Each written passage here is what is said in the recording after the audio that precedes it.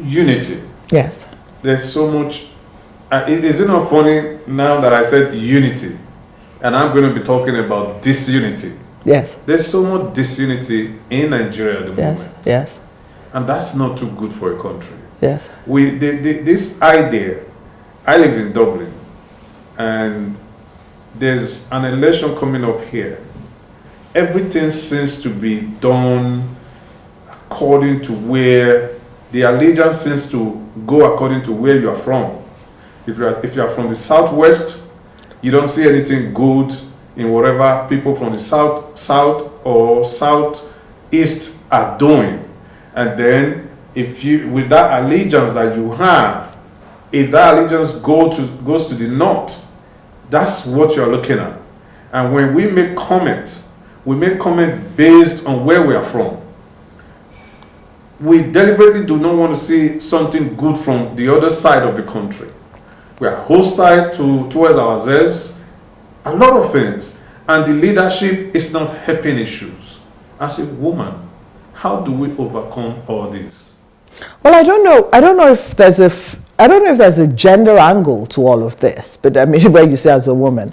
No, because the women, as mothers, as people who tend to see things more differently, I'm saying, is there any solution that can be profiled that might kind of radicalized, in a radical form, change the whole situation, or to a way that we can, have that bond, that brotherhood, that sisterhood, that we are from one country, just like they have in Rwanda now.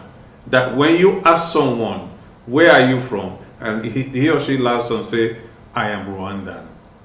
And I happen to be in a position where I know that I do the Miss Nigerian Island.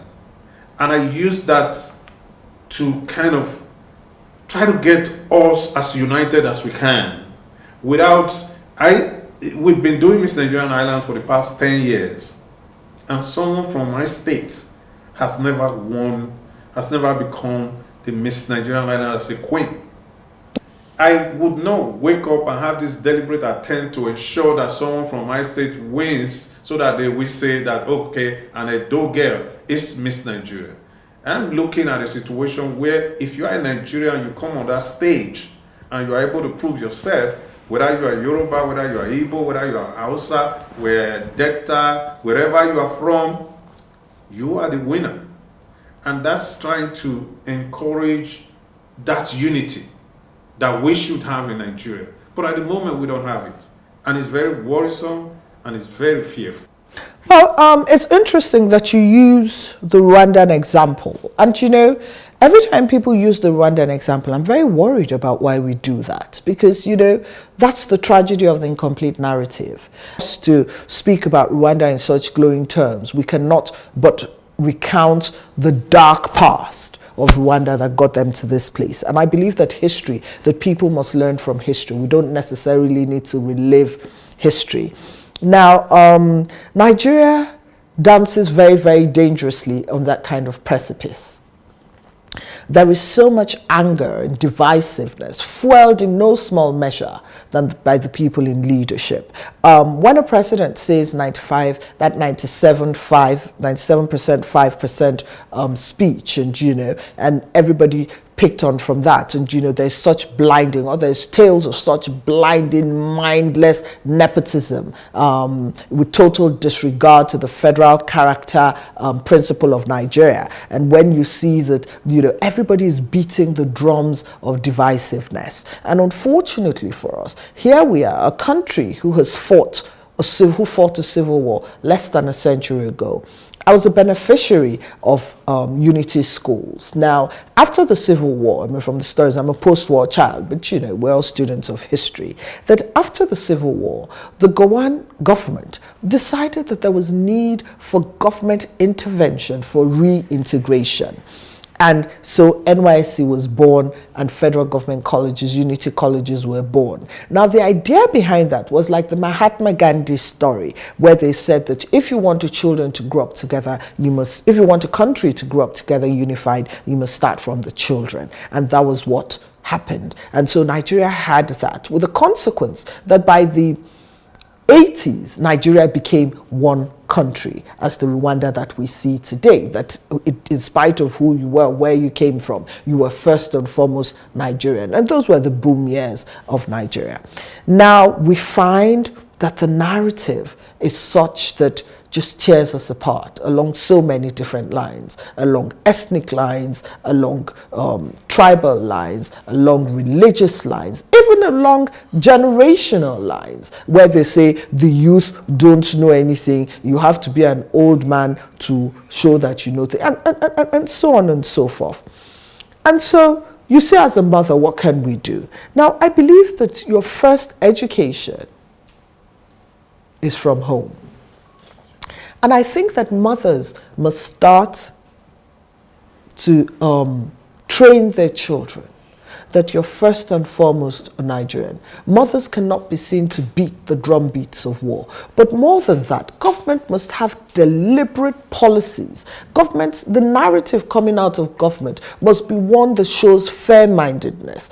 Government must have deliberate, and we have those laws. We have the federal character laws. We have all the laws that do not give the impression that where you're from must benefit over and above other people. And these were the wisdom of our founding fathers and our forebears, that it is imperative for a government that is as divided as we are to look at our unity as a source of strength, look at our diversity as a source of strength rather than as a source of division. I also believe that, that we must be trained in such a way that there must be a deliberate attempt. It must be deliberate. It's not going to happen by fiat, because our country has bled too many times. I mean, the amount of bloodshed there is in the middle belt, in the north, in the east, the amount of divisiveness, and there's been just so many government policies from the people in the middle belt who feel that their land has been raped for the collective use good of Nigerians.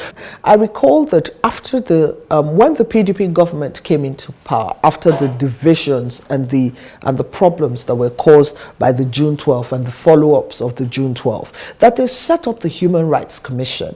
The PDP government set up the Human Rights Commission. And this Human Rights Commission was supposed to speak to the human rights abuses under the military. I believe the government must come up with a kind of truth and reconciliation committee in those areas where the people must live together, like places like the Middle Belt, but between the farmers and herdsmen, where there are deliberate government policies, not narratives coming out of government that appear to favor the one over the other. I think that government must create a platform for people to ventilate and then have a proper committee that sits down and proffers lasting solutions to these issues.